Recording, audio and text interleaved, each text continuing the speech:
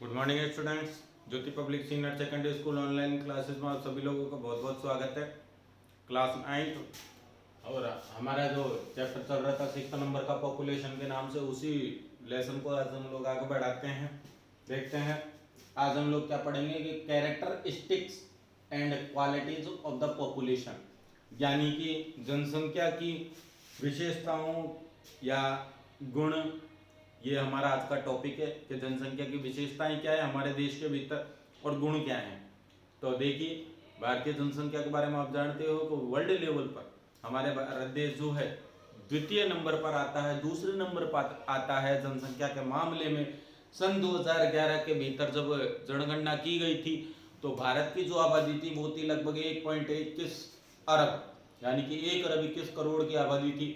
लेकिन इसकी तुलना में देखा जाए तो चाइना की आबादी सन 2011 की गणना के अनुसार 1.34 करोड़ थी, यानी कि 1 अरब 34 करोड़ की जनसंख्या चाइना की थी। तो इस दृष्टि से देखा जाए तो चाइना जनसंख्या के मामले में फर्स्ट और भारत जो है जनसंख्या के मामले में दूसरे नंबर पर है। तो देखें, अब भारत की जो जनगणना है, भारत की जो जनसंख्या है, उसकी क्या विशेषता है, ये चीज़ हमें समझनी है। यानी कि भारत में किस एज ग्रुप के लोग ज़्यादा मिलते हैं, किस एज ग्रुप के लोग कम मिलते हैं, किस एज ग्रुप के लोग मीडियम लेवल पर मिलते हैं। तो वही चीज़ हम इस विशेषताओं के टॉपिक में पढ़ेंगे। देखें, एज कंपोजिशन यानी कि आयु संरचना कह सकते हैं इसे। आयु संरचना का मतलब हो गया कि इसके अंदर विभिन्न उम्र के जो लोग हैं उनके बारे में हम बात करेंगे कि कितनी उम्र के लोग हैं, यानी कि उम्र के हिसाब से लोगों को डिवाइडेशन किया जाएगा कि कितने प्रकार के जो लोग हैं हमारे भारत के अंदर जनसंख्या में शामिल हैं। It refers to the number of people in different age groups in a country. अब देखिए, एज कंपोजिशन का मतलब क्या होता है, आयु संरचना का मतलब क्या होता है। इसका मतलब होता है कि एक देश के भीतर, यहाँ कहा जा रहा है कि एक देश के भीतर लोगों के, यानी जो टोटल संख्या है, टोटल नंबर है पीपल्स की, तो उनका एक विभिन्न ग्रुप बना हुआ है। अलग अलग उम्र के जो लोग हैं वो जनसंख्या के भीतर सम्मिलित हैं। यानी कि जरूरी नहीं है कि हर देश के भीतर जवान लोग मिले, बच्चे नहीं मिलेंगे या बूढ़े नहीं मिलेंगे, हर प्रकार के लोग शामिल हैं। तो इसी चीज का वर्णन आपको एज कंपोजिशन में पढ़ने को मिलता है। It is one of the most fundamental characteristics of A population. यह है किसी भी देश की जनगणना या जनसंख्या का एक सबसे मौलिक विशेषता है। यानी कि किसी भी देश की जो जनसंख्या है उसकी सबसे मौलिक विशेषता है क्या, एज कंपोजिशन। यानी कि हर देश के भीतर, चाहे किसी भी देश की जनगणना को ले लीजिए, किसी भी देश की जनसंख्या को ले लीजिए, हर उम्र के जो लोग हैं वो देश के भीतर निवास करेंगे।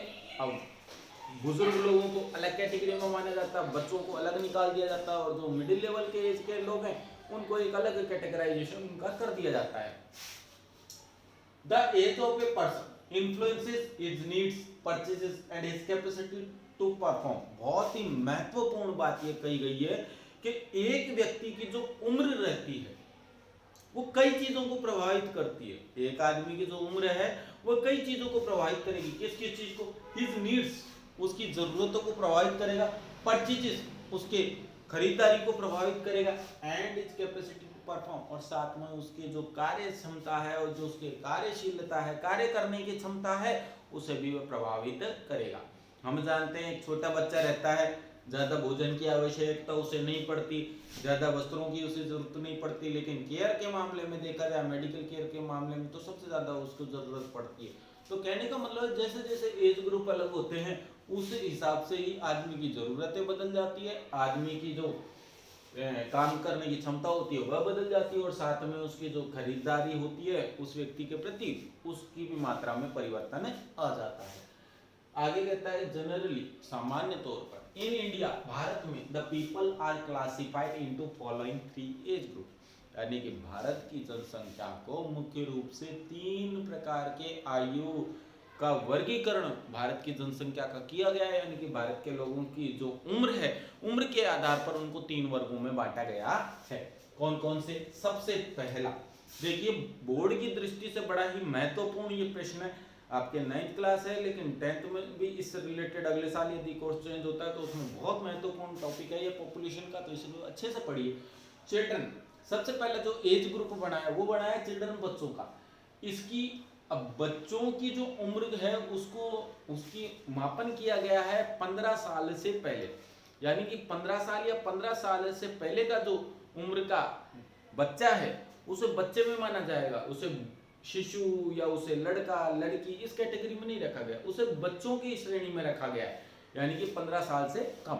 अब इन बच्चों की कैटेगरी को जब बांटा गया है तो इनकी क्या विशेषता है ये हम इस पैराग्राफ में पढ़ रहे हैं। देखें, इकोनॉमिकली अनप्रोडक्टिव, अब इनकी सबसे बड़ी विशेषता तो क्या कि इकोनॉमिकली आर्थिक रूप से अनप्रोडक्टिव, यानी कि अनुत्पादक हैं, आर्थिक रूप से अनुत्पादक है। अब ये अनुत्पादक शब्द का यदि मतलब समझ में आ गया तो इकोनॉमिकली अनप्रोडक्टिव क्यों है ये भी समझ में आ जाएगा। अनप्रोडक्टिव का मतलब हो गया अनुत्पादक।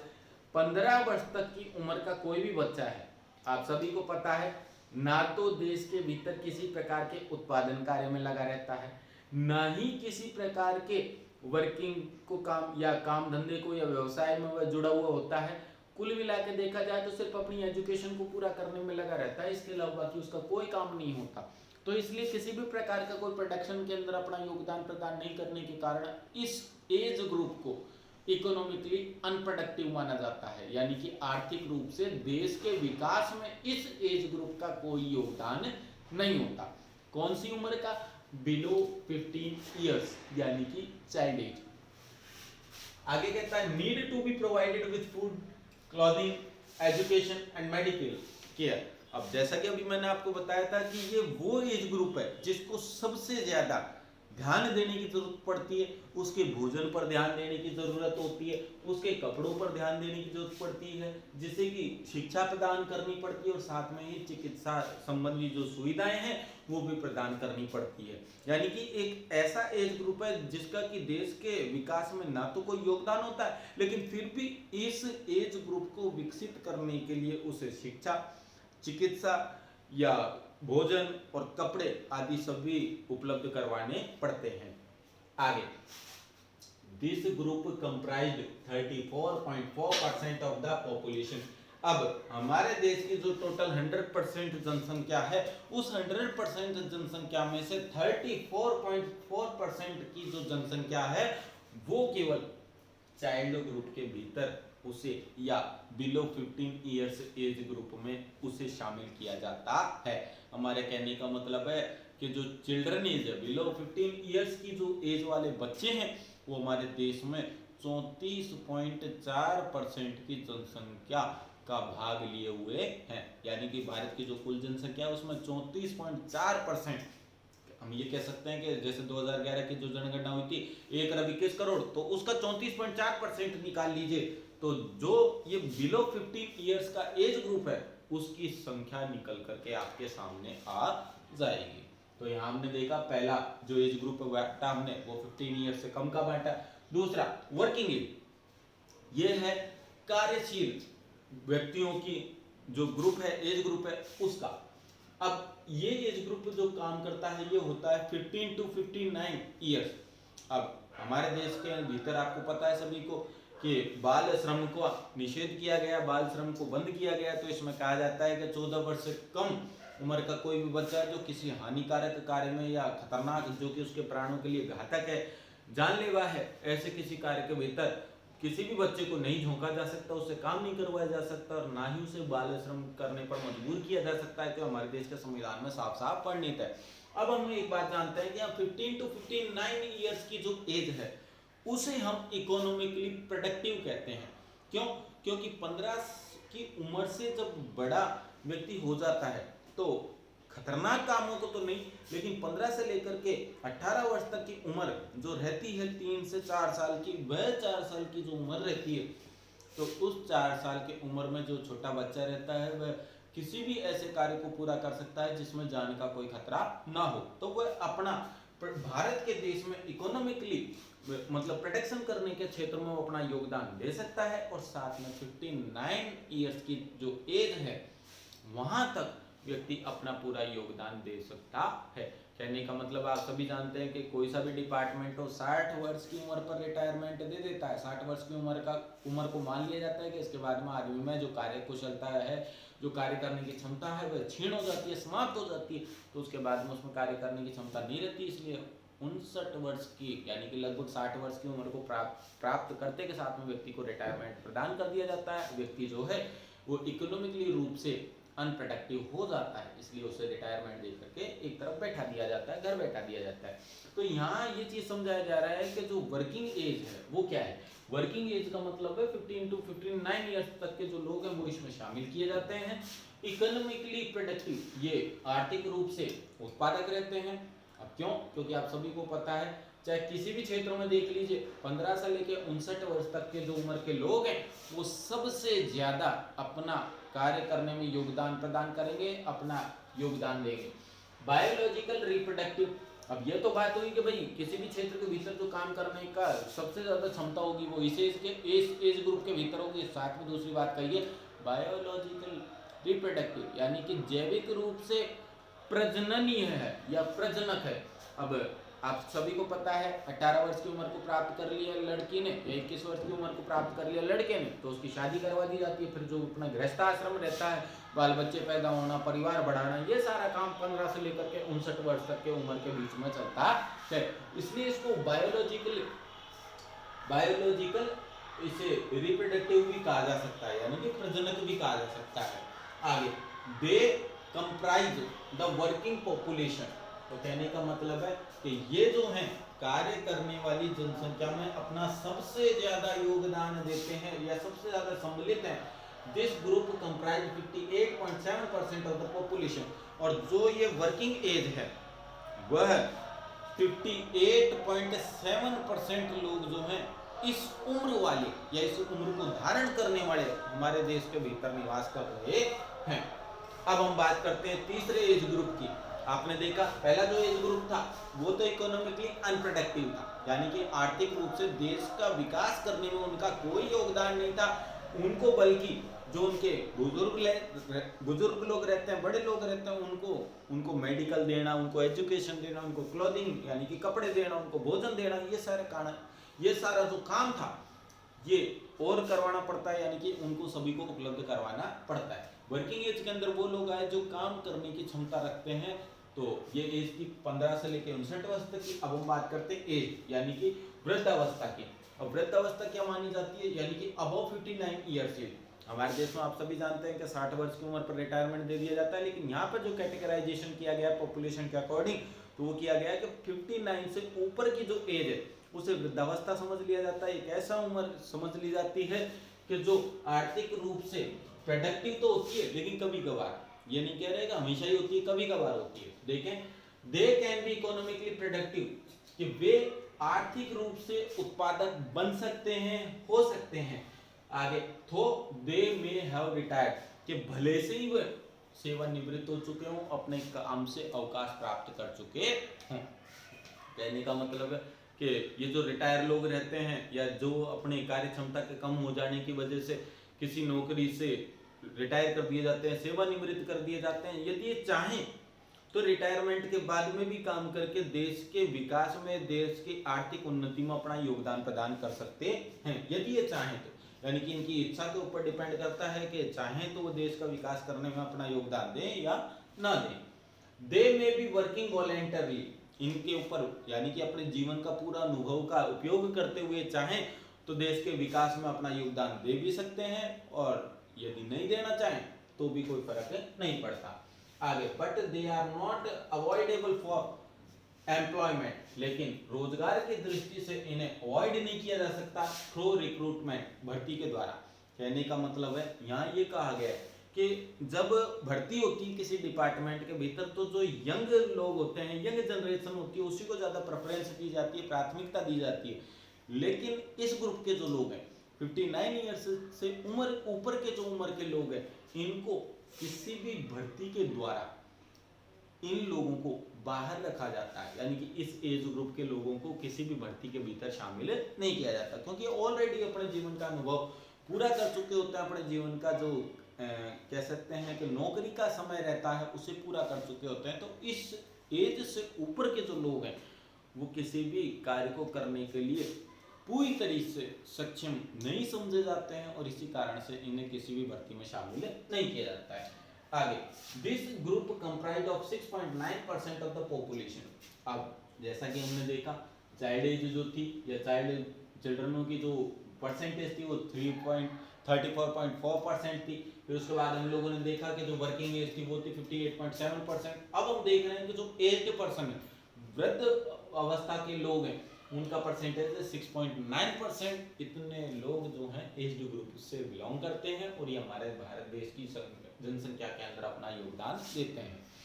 The percentage of children and the age influence the dependency ratio because these groups are not producer. अब ये कहता है कि ये हमारे देश का जो सेक्स रेशियो है उसको भी प्रभावित करते हैं कि भले से ही, क्योंकि ये उत्पादक नहीं है। अब हम ये कह रहे हैं कि बच्चे हों या फिर बुजुर्ग लोग हों, भले से ही चाहे उत्पादन नहीं कर रहे, देश के आर्थिक विकास में कोई योगदान नहीं कर रहे, लेकिन जब सेक्स रेशियो निकाला जाता है तो ये अपना भाग या अपना अंश जरूर बताते हैं या अपनी मौजूदगी का एहसास कराते हैं। आगे, अब अगला जो पॉइंट आने जा रहा है वो यही है, सेक्स रेशियो। सेक्स रेशियो का मतलब क्या रहता है? लिंग अनुपात। लिंग अनुपात का मतलब क्या रहता है? बहुत ही महत्वपूर्ण प्रश्न है, बोर्ड की दृष्टि से कई बार पूछ लिया जाता है। और आपकी किताब में और आपके किताब में जो सेक्स रेशियो का शब्द दिया हुआ है इसका मतलब यही है, लिंग अनुपात। और लिंग अनुपात का क्या रहता है? तो लिंग अनुपात का मतलब होता है कि किसी भी स्थान पर 1000 पुरुषों के ऊपर कितनी महिलाएं निवास कर रही हैं, तो इस आंकड़े को पता करने का जो बिंदु होता है, विषय होता है, उसी को हम सेक्स रेशियो कहते हैं। तो देखें वही बात यहाँ बताई गई है। इट इज डिफाइंड, जैसे परिभाषित किया जाता है, as the number of females per 1000 males in the population. किसी भी देश की, राज्य की, जिले की, किसी भी जगह की ले लीजिए आप, तो किसी भी देश की, राज्य की, जिले की जो टोटल जनसंख्या है, तो टोटल जनसंख्या में से 1000 पुरुषों के ऊपर कितनी महिलाएं निवास कर रही हैं, तो इस चीज के आंकड़े को पता लगाने को हम सेक्स रेशियो के नाम से जानते हैं। आगे, it is an important social indicator to measure the extent of equality between males and females in a society at a given time. एक समय पर दी हुई एक समाज के भीतर मेल और फीमेल लोगों के बीच में समानता की सीमा को नापने का ये एक महत्वपूर्ण सामाजिक कारक है। कहने का मतलब है, भारत के भीतर हम सभी जानते हैं जो लिंगानुपात है वो काफी कम है। भारत के भीतर लिंगानुपात कम होने के पीछे कोई विशेष कारण? भारत के अंदर पुरुषों की जनसंख्या ज्यादा है। जब किसी भी जनगणना के आंकड़े सामने आते हैं तो हमको ये देखने को मिलता है पुरुषों की संख्या हमेशा ज्यादा मिलती है, महिलाओं की कम मिलती है। तो ऐसा क्यों है? क्योंकि भारत के अंदर महिलाओं की जो संख्या है वह कम है और बाकी जो पुरुषों की संख्या है वह ज्यादा है। इसके पीछे कई विशेष कारण है। वो क्या कारण है, अंतिम लाइन से हम समझेंगे। तो देखिए, इन इंडिया, भारत के अंदर sex ratio has always been unfavourable to females due to the reason of tradition and unethical action of people. तो कहा जाता है कि भारत के अंदर, भारत में जो सेक्स रेशियो है वो हमेशा से, यानी कि जो लिंगानुपात है वो हमेशा ही प्रतिकूल रहा है, विपरीत रहा है, यानी कि हम हमेशा घटता हुआ ही नजर आया है। पुरुषों की तुलना में जो महिलाओं की संख्या वो हमेशा कम ही नजर आई है। इसके क्या कारण है? इसका कारण है कि एक तो परंपरा और दूसरे अनैतिक लोगों के कार्य। ये दो प्रमुख कार्य हैं या दो प्रमुख बिंदु हैं जिस वजह से महिलाओं की जो जनसंख्या है वो पुरुषों की तुलना में काफी कम पाई जाती है। अब यहाँ कह रहा है कौन सी परंपराएं? तो परंपराएं क्या है कि जैसा कि हम जानते हैं कि शिशु भ्रूण हत्या का जो मुद्दा है, विषय है, या कह सकते हैं शिशु भ्रूण हत्या की जो दर है हमारे भारत में वो बहुत ज्यादा है। हमारे देश के भीतर यदि पहले राजपूतों की हम बात करते हैं तो पहले राजपूत जाति के अंदर ये बहुत ही गलत कुप्रथा थी कि यदि किसी महिला का जन्म होने वाला था, किसी बच्ची का जन्म होने वाला था या किसी बालिका का जन्म हो जाता था तो उसे पैदा होते के साथ में मार दिया जाता था, या दाई को पता लग जाता था कि बच्ची होने वाली है। तो ऐसी स्थिति में आज भी बहुत से क्षेत्रों में ये काम किया जाता है कि जब छोटी बच्ची रहती है, नवजात रहती है, तो उसके लिंग का पता करवा करके बच्ची को पेट में, गर्भ में मार दिया जाता है। और इसी कारण से यानी कि जो लड़का है, लड़के को तो कुल का दीपक समझा जाता है, लेकिन जो लड़की है उसको खर्चा बढ़ाने वाली या उसको बोझ समझा जाता हमारे समाज में। तो इसी कारण से लड़की का जन्म का पता यदि लग जाए जन्म से पहले, तो ऐसी स्थिति के भीतर क्या करा जाता है कि लड़कियों को जन्म से पहले मरवा दिया जाता है। इसी कारण से भारत की जो फीमेल की दर है, यानी कि कह सकते हैं जो सेक्स रेशियो, उसमें काफी विशाल अंतर है। और दूसरा अनएथिकल। अब अनएथिकल एक तो ये काम हुआ कि भाई शिशु भ्रूण हत्या कर दी जाती है, बच्चों को गर्भ में मार दिया जाता है, लड़कियों को जन्म ही नहीं लेने दिया जाता, और कुछ समाज के अंदर तो आज भी ये काम चल रहा है। दूसरा कि जो बच्चियां रहती है बहुत ही छोटी उम्र के अंदर उनका विवाह करवा दिया जाता है। छोटी विवाह के अंदर विवाह करने के कारण और उनके शारीरिक विकास के पूर्ण रूप से ना होने के कारण उनका जब कभी वो संतान को जन्म देती है तो जन्म देते समय से पहले ही जन्म देने के कारण उसका बच्चे और जच्चा और बच्चा दोनों की जान को खतरा हो जाता है, और दोनों ही कई बार परलोक से धार जाती हैं, कई बार दोनों की ही बच्चे के जन्म के समय मृत्यु हो जाती है। तो ये भी एक बहुत ही गलत प्रथा है जो हमारे भारत के अंदर बहुत तेजी से बढ़ती जा रही है, लेकिन धीरे धीरे सरकार ने जो कठोर नियम बनाए उसके आधार पर अभी थोड़ी कम होने लग गई है। अब हम बात करते हैं अनएथिकल क्या चीज़ है। हम जानते थे कि पहले जब हम यदि इतिहास को पढ़ें तो इतिहास में पहले सती प्रथा जैसी या बाल विवाह प्रथा जैसी या विधवा विवाह जैसी, ये ऐसे बहुत से विधवा विवाह तो देखा जाए तो अच्छा था, नैतिक दृष्टि से बढ़िया था, लेकिन यदि हम देखें तो सती प्रथा हो गई या बाल विवाह हो गई, ये बच्चियों के या कह सकते हैं कि महिलाओं के जीवन को लेकर के बहुत ही बड़ी कुप्रथाएं थी जिनके आधार पर। अब सती प्रथा में क्या था कि सती प्रथा में इतिहास में हमने कई बार पढ़ा कि जो महिलाएं हैं यदि उनके पुरुष हैं या उनके जो पति देव हैं या उनके जो हस्बैंड है उनको उनका साम्राज्य यदि खतरे में आ जाया करता था, तो साम्राज्य को खतरे में देख करके महिलाएं अपने पति के मरने से पहले ही एक साथ आग जला करके आग में झोंक दिया करती थी अपने आप को, और अपने आप को जीवित ही जला दिया करती थी। तो ये बहुत ही बड़ी ऐसी बुरी परंपराएं थी, कुप्रथाएं थी, जिन्होंने कि भारत की जो लिंगानुपात है उसको शुरुआत से इतिहास से गड़बड़ा करके रखा है। तो और तब से ये प्रथा आज तक हमारे देश में चली आ रही है। बहुत से राज्य में तो लिंग को चेक करना या लिंग की जांच करवाने को प्रतिबंधित किया गया है, लेकिन बहुत से लोग जो हैं वो गुपचुप तरीके से इस कार्य को आज भी करवाते हैं, लेकिन ये नैतिक दृष्टि से पूरी तरह से गलत है।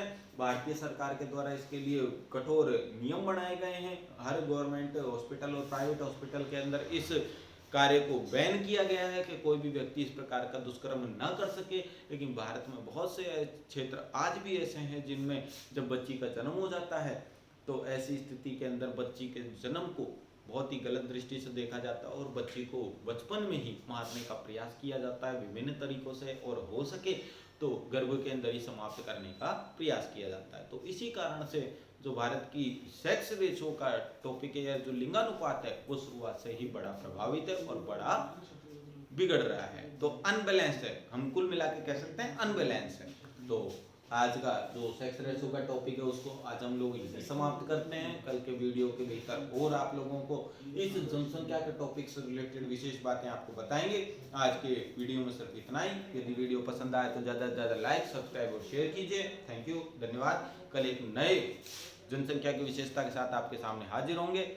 धन्यवाद, थैंक यू।